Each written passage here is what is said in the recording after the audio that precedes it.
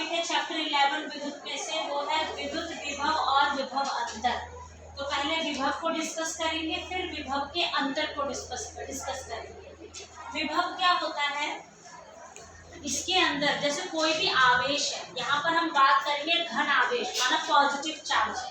Positive charge कहाँ पर है, अनंत पर। अनंत माना जिसका कोई डिस्टेंस ना बता दे, अनंत से किसी बिंदु पर लाना, कोई तार है उस पॉइंट तक लाना चालक।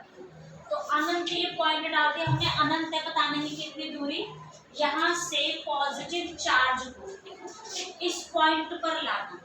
ये पॉइंट का नाम हमने दे दिया ए। तो अनंत से इस चार्ज को यहाँ पर लाना, इस पॉइंट पर। तभी लिखा हुआ है एक घनावेश को अनंत से विद्युत क्षेत्र के, ये पॉइंट जो है वो विद्युत करंट का चालक क्षेत्र है, उस क्षेत्र के अंदर किसी एक बिंदु पर लाने में, यहाँ से अनंत से इस पॉइंट तक लाने में एक चार्ज को, घनावेश पॉजिटिव को किया गया कार्य विभव कहलाता है। ये बात क्लियर हुई? इसको कहते हैं विभव। किसी अनंत से पॉजिटिव आवेश को, घनावेश को, एकांक घनावेश को अनंत से एक जो विद्युत क्षेत्रफल है उस पॉइंट पर लाना, उसमें किया गया कार्य विभव कहलाता है। तो विभव को दर्शाया जाता है V से, ये इसका चिन्ह प्रतीक है। तो बराबर में W मतलब किया गया कार्य, किसके लिए, आवेश को लाने के लिए। चाहे आप बड़ा Q बनाइए या छोटा, Q का मतलब होता है चार्ज, आवेश। तो ये फॉर्मूला कहलाएगा विभव का। अगला टॉपिक है विभव अंतर।